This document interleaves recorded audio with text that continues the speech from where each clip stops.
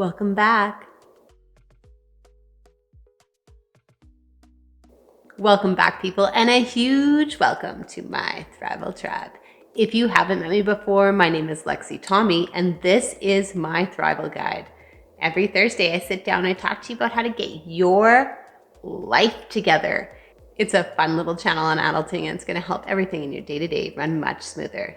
So stay tuned today and subscribe below so I can keep coming back every Thursday. A busy school year and a busy fall brought an even busier activity schedule. It's okay. I feel you too. I'm there with you. We're going to help you thrive by getting back on schedule and planning. Here are family preps for the upcoming week. Sure, I have the large schedules. I have the sticky notes and all the agendas and everything like that. But my week really hangs its hat on a very important concept, the weekly prep. On this channel, I've covered bulk mealing in a big way. I've made some cleaning episodes. I've made some organizational ones. I've helped you with clothing capsules. And making your life just a little easier. But today, I'm bringing it all together with the weekly prep. If you haven't seen my videos on this topic, I would suggest going back and hitting those playlists. They are so good for prepping your week and turning your life into a simple grab and go system. The weekly prep is very simple. You sit down, you plan, and then you execute. You could do it as a family or do it by yourself. It's completely up to you. Make it your Friday night fun. Seriously, what else are you doing? Or give it a couple of hours on the weekend. The choice is completely yours. You can incorporate your bulk freezer meals, your regular go-tos, or your grab-and-go lunches. You can go ahead and prep your week for just yourself or your whole family of 8. It's completely up to you. Historically, for larger families, I have recommended to have another fridge. It doesn't have to be a full-size or large fridge. It can be a simple bar fridge in the basement that you grab and go your lunches and your snacks. Or go ahead and make 2 prep days if your family's that large. I personally like to involve my kids. I think it's important that they learn these life skills and the importance that prep can have on your stress level, on your weekly schedule, on your day-to-day life. It can make all the difference. And let's be real, my week is chaotic without the weekly prep. I'm not really all that interested in cooking after a long day of work. I've never really been good at prepping a meal on the fly, so I do this instead. I need to have an idea of what I'm making. I need to know if I have the ingredients. I suck at substitution, and I need to have a concept of what I'm making first. I like to plan so that I have it all available to me and I can do it all at once. I also figure that while I have a sink full of dishes from creating a meal, I might as well have 2 sinks of dishes that takes and replaces 10 sinks of dishes from the week. And let's be real, my standards are pretty high. I want my kids to have something healthy, something hearty. My kids have sensitivities to both dairy and gluten. Thank you, universe. It makes it very complicated to do something on the fly. And after all of that, we get fairly limited if we're not doing planning. And yeah, I have considered just feeding them fruit. Fruit is so easy. There's no gluten. There's no dairy. It's good to go. But I'm going to tell you, some days that is all I can come up with. So it's really important for me, especially, to plan, to look up, to find new recipes, to find things that work and document and organize them and take them down so that I have a little recipe book of favorite meals I can choose from. Luckily, this mama is what you call a hardcore bulk freezer meal maker. My biggest round of meals was 107 meals that I made in a weekend, 37 different kinds. It lasted us forever, and it was so good. I like the simple system of just grabbing something from my freezer, defrosting it, prepping it on my weekly prep day, and it's all ready to warm up and go during the week. Which brings me to step number 1, plan ahead. I'll sit down for a coffee break on a Thursday, or maybe I'm sitting with my husband binge watching shows, and I plan ahead. I make a plan of what meals we're going to have for the week, what lunches we're going to have for the week, any snacks and breakfast items that need to be ordered, and I make my grocery list. I order it all on my app right then and there for pickup. I typically limit the list to only what I need to create each meal. Say Monday is lasagna. To plan for that meal, I may need lasagna noodles, ground beef, pasta sauce, some different vegetables to throw in, and maybe some cheese. I might even need ingredients for a side salad to kind of boost the vegetable intake. It's all planning ahead. Or you don't want to plan ahead, and your plan ahead is to pick up a frozen lasagna. No judgment. I've totally been there. That's what I'm talking about. Getting creative so that you can plan for your family in the best way possible, making your life super simple and easy. The key is learning how to adjust your system so that it can flex with you as a family.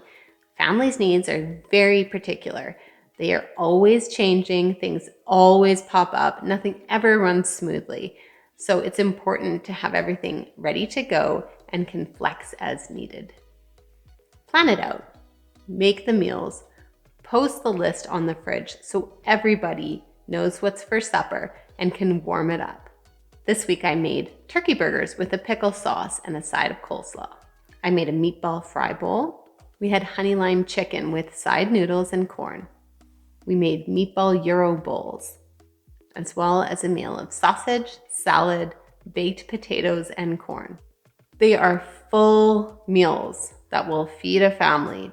For these meals, all I had to order was pickles, coleslaw mix, and buns. That's it. The next thing that we're doing on our weekly prep is prepping our lunches. I make a series of containers up of grab-and-go lunches for myself. My daughter is very much the same, and so is my son. We make sure that we are enjoying the things that we're prepping so that we can eat them all week long. I'm going to do the same process for that. I'm going to plan it out. I'm going to figure out what needs to be on the list. I'm going to see what I have all ready to make and add anything that's extra. This week, we're making Mexican sausage and bean taco dip, served with chips, served with many different kinds of fruit, and it's so good. It's protein rich, it's fun to eat, it's easy on the tummy, and it gets you going. The next category, you're just prepping for breakfast. You're not making breakfast unless you're making a whole round of pancakes on the weekend that you can toast and warm up for the upcoming week. Make breakfast simple. Make it super simple. Cereals, muffins, yogurt with a little granola on top, fruits. It's all simple items that you can just grab, eat, and get going. During the week, there's no need to have any wasted time. Next, I lay out the week's outfits. I do this for myself. I do this for my kids. It's a super easy system that keeps us from standing in front of the closet for 20 minutes trying to figure out what the heck to wear. I'm a professional that dresses professionally for my workplace. But at 6 o'clock in the morning, I am not trying to figure out if the shirt goes with the pants. I do it all on my weekly prep. Ensure that you're checking the upcoming weather so that the outfits that you're laying out are comfortable and weather appropriate. Next, while you're at it, pre-pick your kids' clothes too, or have them do it themselves. I tell my daughter what the weather's going to be like for the week, and she lays out her own clothing. I go in after the fact, I check it all over to make sure that it works, and she is good to go. If you're worried about what your kids are going to pick out for outfits, have a wardrobe capsule with them. Ask them what colors they like. Make the colors go together in a wardrobe so that it doesn't matter what pants and what shirt that they put together, it all coordinates. Have them do it, involve them in the process, and you will be creating a capable kid. Next, you're going to be prepping the school and daycare bags, and I tell you, just one of my children actually does both. So we have to have both prepped at the beginning of the week. You want to make sure that you're going through each bag and pulling out anything that doesn't need to be there. You're gonna find papers and notices, art projects, and fun that you wanna review, sign, send back, and get taken care of. It's a good opportunity to put reminders and notices in your phone so that they can remind you of upcoming events. Refill those bags, put in a light sweater just in case it gets cooler. An extra set of socks in case the socks get wet, those kinds of things. Refill school bags with masks, take out the dirty masks, wash and sanitize them. Refill the water bottle and get things cleaned up. Next is activity bags. If you've followed along with me for a while, you'll realize that I have an activity bag for each activity. I don't use one bag that I concentrate on refilling and risk losing something, forgetting something. I make an activity bag for each activity so that they're pre-prepped and ready to go. I have a bag for the soccer, I have a bag for the dance, I have a bag for guitar, I have a bag for swimming. And all of the activities, I will have snack bags, I will have water bottles, I will have all the gear that they need to have included in it. The activity bag set by a back entrance near the washer and dryer so that masks that are coming out of the wash can be put into the bags so that I can add swimsuits that needed to be washed and towels into the swim bag, that I can replace any clothing into the dance bag, things like that. In general, I know what I need to have in each bag. I have before made a little sticky note that I add to the bag so that my daughter can participate in replacing the items as needed. Set a day and time, one day a week, that you deal with all of them. Next comes the emails. One day a week, I sit down and I clear out my emails. I clean up my emails. I go through texts that were sent to me that have reminders. I put on my to-do list, my reminders. I put everything on the calendar. I even set timers if required, and I get it all done. I have also taken the time during that time to unsubscribe from any email chains I'm no longer using. It has saved me so much time in the long run. That has been a huge help in decluttering my email, decluttering my mind space and to-dos. Scheduling and calendar agendas are the next topic that I cover in my weekly prep.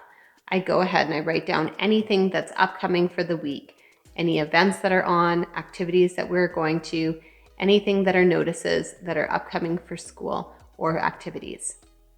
I plug in fun activities, my to-dos, and wish list. Next, I tackle all payments and bills. I go through, a lot of my payments are automatic, but I go through my accounts on that day. I transfer anything to my sinking fund accounts that I need to do. I pay any remaining bills, and I take a look at my balances, my credit cards, and my accounts. The weekly prep has really helped us smooth out all the wrinkles that come with fall. It kept us streamlined and ready and waiting for the next activity. If this video helped you, let me know in the comments below. Like and subscribe so I can keep coming back every Thursday. Welcome, Thrivers, to my Thrival Guide. We'll see you soon.